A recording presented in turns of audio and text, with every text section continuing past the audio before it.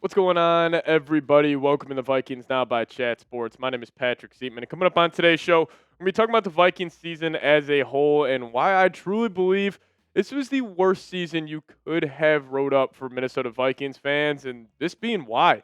It has been a true season from hell. You don't have an answer at the quarterback position. You are stuck in purgatory. Justin Jefferson's frustrated. The free agency, where you spent $350 million on this roster, looks like a disaster. And you may lose Brian Flores this offseason to him getting a head coaching job. So we'll dive into all of these topics here on today's show. But I do want to tell you guys that we will be live here for the game on Christmas as the Vikings are taking on the Detroit Lions. So I do encourage you guys to tune in then. It'll be a lot of fun. We're giving away a Justin Jefferson hockey jersey, so that'll be a lot of fun to see who ends up winning that. But if you guys are going to tune in, just hit me with a skull down below. Now, I do think the worst part about this Vikings season has been that you got no answer at the quarterback position on J.J. McCarthy. Now, I think if J.J. played all 17 games and he was absolutely horrific and he looked like there was no chance he can be a starting quarterback in the NFL, I think that would be more beneficial than what we have gotten this season, where he just can't stay healthy. He finally starts to find a rhythm. He gets hurt again. He missed 8 weeks with a high ankle sprain. Like, you don't really have an answer at the quarterback position, which is incredibly concerning because now this offseason, what are the Vikings going to do, especially if J.J. McCarthy can't play these last 2 games? And, this year for J.J., it's been an up and down year. It has not gone well. He has been way worse than I thought he was going to be this season. And I understand, listen, he was coming off 2 very good games against the Cowboys and against the Commanders. I hear you, but those are 2 of the worst defenses in the league. We just saw Justin Herbert absolutely carve up Dallas this past weekend, dropped 34 points.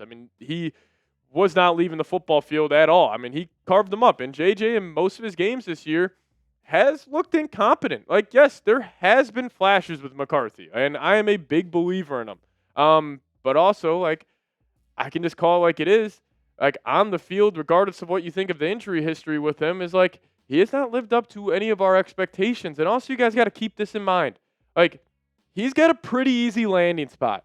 It's Kevin O'Connell. It's Justin Jefferson. It's Addison. It's a decent enough offensive line. It's not like he's being thrown into a Titan situation or a Saints situation. He has a lot working with him. Now, I have loved the flashes. I've loved what I'm seeing from him in certain parts. And yes, he is 22 years old. I'm not saying oh, JJ's for sure this or he is for sure that. But that's also the problem. We don't know if he is anything just yet. And maybe if he did play all 17 games, we would not for sure know, because that is a very limited sample size for a young quarterback. But it's just even more frustrating where in 2 years, he's played 8.5 out of 34 possible games. That's the biggest concern with him. Again, all the on-the-field stuff, we can talk about it, but the biggest red flag with JJ is him playing 8.5 games over 2 years. And the question becomes with the Vikings is, how patient are they going to be? Because Justin Jefferson's in the prime of his career. Christian Darrisaw's in the prime of his career. Are the Vikings just going to view this offseason as, hey, we can just add a veteran backup quarterback and they'll fix the issues? I don't think that's enough. Because, yes, you could go sign a Jacoby Brissett, or maybe not Brissett, but you can go bring in a veteran backup quarterback. You could trade for one and try to just shore up that room in certain spots. But is that going to be enough? Maybe. I just don't think it is. And plus, if you're looking at this team, this is a win-now team. They're not trying to just win 7, 8, 9 games. They're not trying to win 10 games. They're trying to win playoff games. Because this regime, it's more likely than not. I would be stunned if the Vikings win a playoff game next year. It's more likely than not that they go throughout the first 5 or 6 seasons without a playoff win. And normally when that happens, regimes get let go. We're just talking one playoff win. We're not talking about them going to an NFC Championship game, them going to a Super Bowl. But it all comes back to J.J. McCarthy and him not being healthy. And, that's the worst part. And it's not even on him. The injury stuff, it's just kind of, you just get a bad look at the draw a little bit, and it just sucks. So you guys let me know. Who would be QB1 for the Vikings next season? Drop that prediction down below in the comments section. All right, so what's also bad about this season is, it's not even like the Vikings. Let's just say McCarthy got hurt for the entire year, and the Vikings are maybe a 3-win team. No, since they won their last 3 games, the Vikings right now have the 15th pick in the 2026 NFL Draft. So you think about this. You don't make the playoffs. You're $35 million in the hole. You have the 15th pick in the draft. There's not that much light at the end of this very, very dark tunnel. And I love all these prospects. Like, yes, you could go get a Kenyon Sadiq at 15. You're probably not going to get Caleb Downs. You're probably not going to get Jeremiah Love. You're probably not going to get Mansour Delane. Like, all those guys would be probably taken in the top 13, 12 picks of this year's draft. Like, yes, you could still get a Sonny Styles. You could still get a Kenyon Sadiq. But, again, like the 15th overall pick on a tight end, he better work out. The 15th overall pick on an off-ball linebacker, like, he better work out. That puts more pressure on the Vikings drafting. And also, like I said, they're $36 million in the hole right now. You're not just having the 15th pick in the first round. It's in the second round. It's in the third round. It's in the fourth round, fifth, sixth, and seventh. Like, I would have ideally, like, you would have hoped, like, hey, the Vikings have a season from hell. All right, maybe they win 4 games, and they're drafting 8th in the draft compared to where they are at 15th. And you know what would be even worse? If the Vikings beat the Lions, they're going to fall even further down that draft order. They'll probably be around 16 or 17 when it's all said and done. And also the Lions will jump the Vikings in the standings, which means the Vikings would have a 3rd-place schedule and compared to a 4th-place schedule. Could you imagine that? Where the Vikings end up 3rd in the NFC North and the Lions end up being 4th, then they get the easier schedule next year compared to Minnesota. And the Vikings right now, it just kind of feels like they're stuck in purgatory. And that's why I am concerned. And honestly, normally I'm the more optimistic fan of this fan base, but I'm not going to lie, it is very bleak right now being a Vikings fan because you don't have a quarterback. I still have my questions on the head coach. You're kind of stuck in this no man's land, and really no change is coming for this team. Like, I don't think they're going to fire the GM. I don't think they're going to fire their head coach. Maybe they fire the special teams coordinator. Maybe they fire their offensive line coach. What I thought was so funny, Sean McVay this past week fires his special teams coordinator. This is a team that's fighting for the number 1 seed. That's still the odds-on Super Bowl favorite according to Vegas, and he is still being aggressive. He is still, not accepting mediocrity, but this organization, even this fan base, this ownership group, mediocrity, it's what the Vikings are. 4th highest winning percentage of all time, no Super Bowls. That is the Minnesota Vikings, and it is so, so frustrating from a fan's perspective. But I'll ask you guys this, because I hope the Vikings get absolutely blown out on Christmas. Now, if J.J. McCarthy plays, I hope the Vikings win, but it's looking like he will not. But do you want the Vikings to be or to beat the Lions? Give me a Y for yes. Give me an N for no. You guys let me know your thoughts down below in the comment section. Now we'll get to more here on this Vikings disastrous season here in a second, but today's episode is brought to you by Prize Picks. It is a holiday season and the best time of year for sports. You got bowl games, basketball and football matchups, playoff pushes. It is all happening at once, and when you and I are out here making decisions every day, what gifts to buy, what to eat, which game to watch, there's one place where it feels good to be right, and that is Prize Picks. Now, everyone's favorite Prize Picks holiday promotion is back. 7 days of Pixmas. Prize Picks is giving out 7 days of deals all the way through Christmas Day, including a Christmas Day max discount. Pixmas started on December 20th, so download the app today and unwrap those deals. Prize Picks is also super simple to play. Just pick more or less on at least 2 player stats. If you get your picks right, you could cash in. So download the Prize Picks app today and use promo code CLNS to get $50 in lineups after you play your first $5 lineup. That is promo code CLNS to get $50 in lineups after you play your first $5 lineup. Prize Picks, shout out to them for sponsoring today's show. Prize Picks, it's good to be right.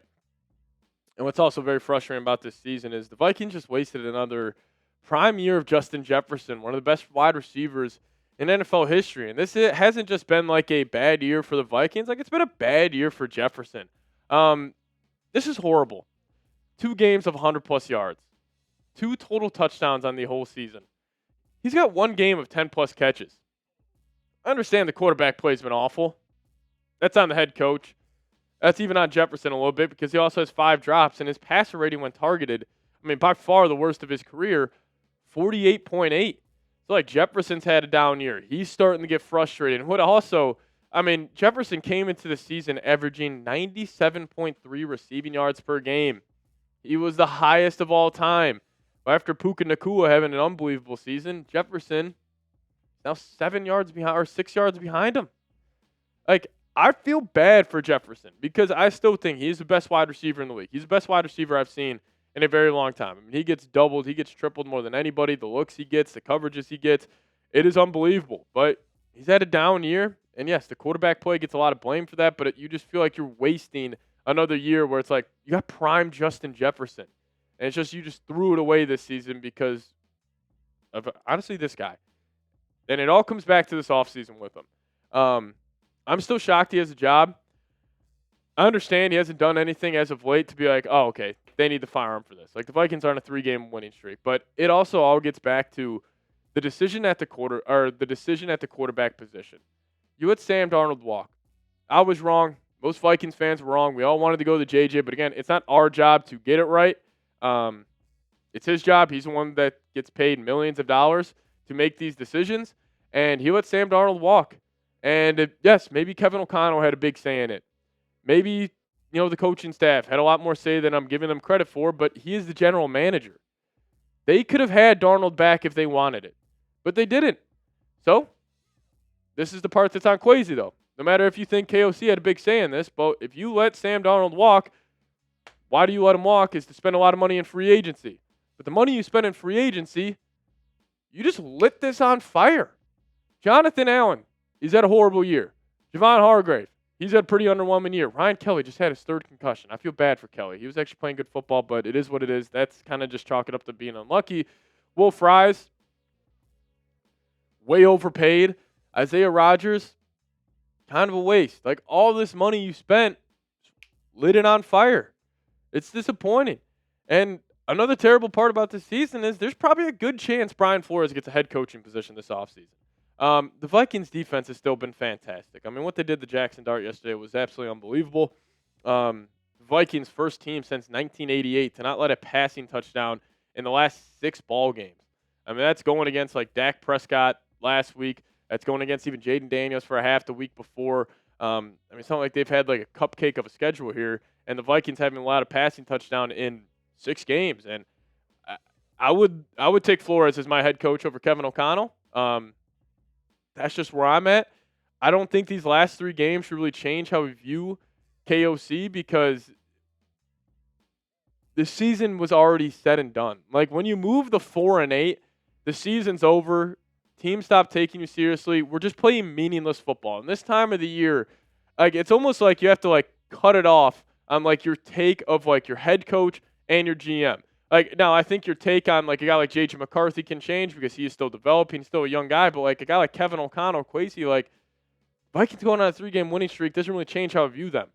Like, it was a disaster this year. Kevin O'Connell should change his offense back in September, going the heavier sets to adjusting to the trends in the NFL. But now they're just playing catch-up, and it's great you're adjusting now, but now you're just winning meaningless football games. Congrats, you're 7-8. When we look up, Vikings will probably be 8-9, 7-10, and the season, like the record, won't be as bad as it truly was. But we all know it's not going to happen. Like KOC, he'll be the head coach. Kwesi, he'll be the GM. Nothing's gonna change. I would have rather had the Vikings go 0-17 this year instead of this. You may be saying, well, that's ludicrous to say that, but like then we have the number 1 overall pick. Then we kind of got some light at the end of the tunnel, but like you got no money. You're going to have a mediocre draft pick with a GM who can't draft. You still don't have an answer at the quarterback position. What went right this season? Will Reichard, Jalen Redmond.